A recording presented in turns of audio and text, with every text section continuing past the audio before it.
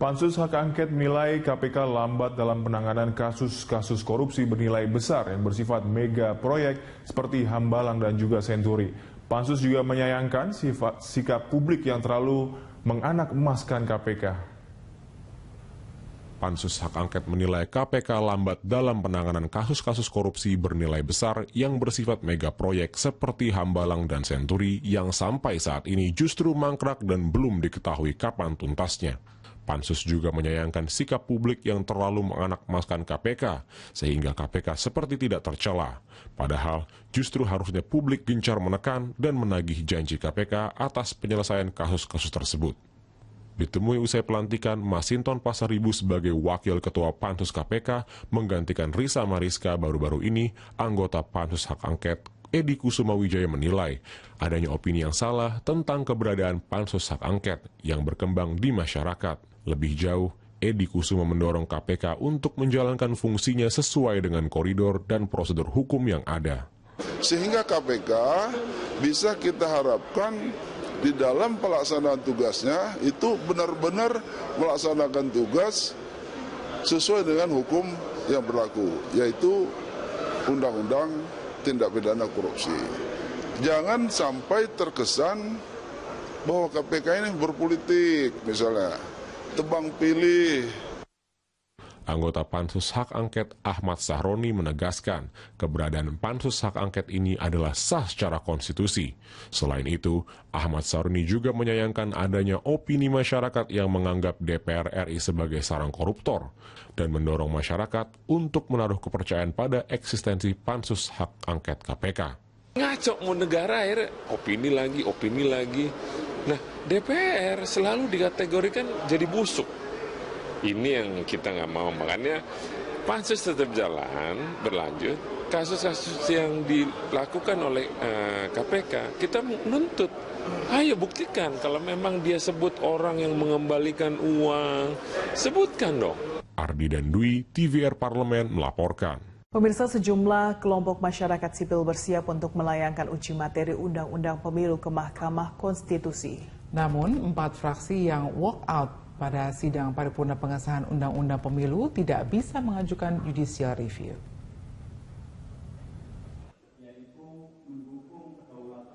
Pengesahan Undang-Undang Pemilu dengan ketentuan presidensial threshold sebesar 20% perolehan kursi DPR dan 25% suara sah nasional membuat sejumlah kelompok masyarakat sipil bersiap melayangkan gugatan uji materi ke MK. Perkumpulan untuk Pemilu dan Demokrasi akan mengajukan gugatan uji materi terhadap ketentuan ambang batas presiden. Perludem menilai ketentuan penggunaan ambang batas pada Undang-Undang Pemilu itu bertentangan dengan Pasal 6A Ayat 2 Undang-Undang Dasar 1945 karena akan mengakibatkan ketidakadilan perlakuan bagi partai politik baru peserta pemilu 2019 yang belum memiliki kursi atau suara dari pemilu sebelumnya. Selain itu, opsi A juga dinilai berpotensi mengganggu kerja KPU dalam menyelenggarakan tahapan pemilu 2019. Ketua Umum Partai Bulan Bintang Yusril Iza Mahendra juga berencana mengajukan uji materi Undang-Undang Pemilu ke MK. Menurut Yusril, ketentuan presidensial threshold bertentangan dengan Pasal 6A Ayat 2, Junto Pasal 22E Ayat 3 Undang-Undang 1945 yang berbunyi pasangan calon presiden dan wakil presiden diusulkan oleh partai politik atau gabungan partai politik peserta pemilihan umum sebelum melaksanakan pemilihan umum. Sementara Pasal 22E Ayat 3 mengatur bahwa pemilihan umum yang diikuti parpol yakni memilih anggota DPR dan DPRD. Sementara itu, Ketua Pansus RUU Pemilu menyatakan judicial review tidak dapat diajukan oleh anggota DPR RI. Fraksi yang walkout dilakukan Partai Gerindra, PKS, PAN, dan Demokrat tidak bisa mengajukan judicial review. Sejumlah partai baru yang belum memiliki kursi di parlemen lah yang berhak mengajukan judicial review. Yang walkout tidak boleh JR karena mereka adalah anggota DPR. Yang boleh melakukan JR itu adalah masyarakat yang merasa dirugikan. Ya, yang merasa dirugikan itu pasti adalah partai-partai baru. Ya, paling tidak ada Perindo, ada Idaman, ada PSI, ya. itu adalah partai-partai politik yang merasa dirugikan dengan adanya presidensial threshold. Nah, kita ketahui beberapa orang profesor ahli tata negara juga siap untuk melakukan gugatan. Ya, saya kira kita ikuti saja prosesnya. Tidak ada jalan buntu dalam sistem ketatanegaraan kita. Pansus Pemilu dan pemerintah mempersilakan kepada para kelompok masyarakat sipil dan partai baru jika ingin melakukan uji materi kepada MK. Tim Liputan Berita 1. Meski telah mendapat pengesahan DPR RI, namun Undang-Undang Pemilu terkait syarat mengusung calon presiden mendapat penolakan sejumlah elemen masyarakat. Hari ini salah seorang politisi resmi mengajukan gugatan ke Mahkamah Konstitusi. Salah satu politisi asal Gerindra, Habibur Rahman, resmi mengajukan gugatan uji materi Undang-Undang Pemilu. Materi yang digugat yaitu pasal 222 Undang-Undang Pemilu tahun 2017 terkait syarat parpol yang bisa mengusung calon presiden atau calon wakil presiden jika syarat kursi di DPR RI sebesar 20% dan 25% suara sah nasional. Menurutnya pasal ini bertentangan dengan beberapa pasal Undang-Undang Dasar 1945. Selain itu, undang-undang tersebut dikhawatirkan akan menyandera presiden terpilih oleh parpol yang mengusungnya.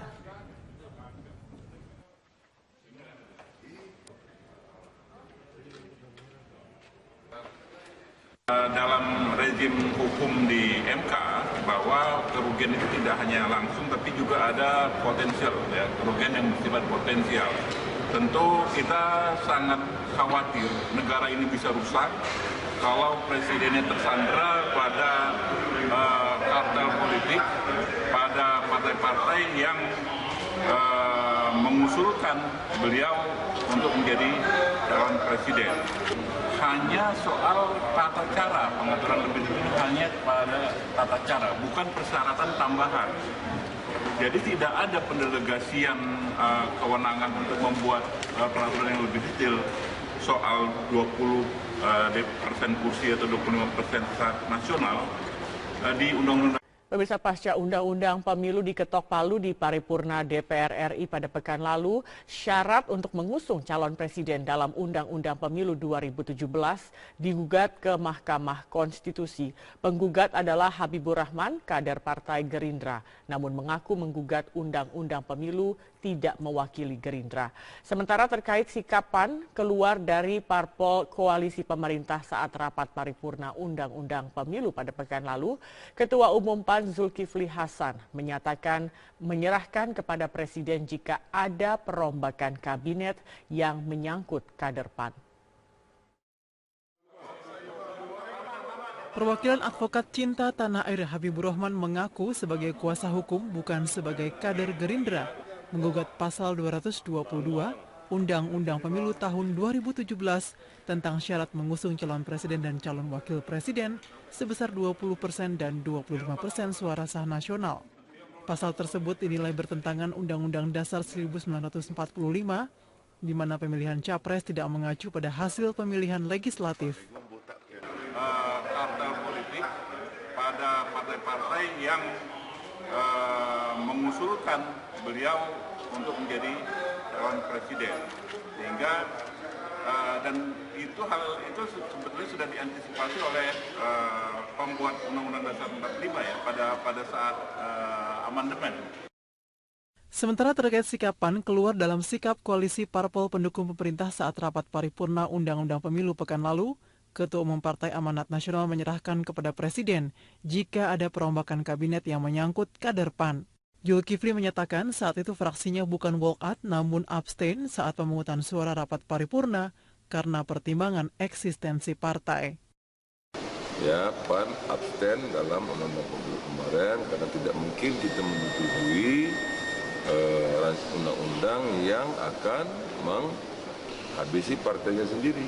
Gitu. Ini tidak ada terkait dengan Partai Amanat Nasional bersikap berubah-ubah berada dalam koalisi parpol pendukung pemerintah. PAN awalnya bukanlah parpol pendukung Joko Widodo Yusuf Kala. Sebab pada Pilpres 2014, PAN mengusung pasangan Capres-Cawapres Prabowo Subianto Hatta Rajasa yang kalah atas pasangan Capres-Cawapres Jokowi JK. Namun belakangan, parpol berlambang matahari ini menyatakan diri mendukung pemerintahan Jokowi JK. Dari Jakarta, Tim Liputan, Metro TV.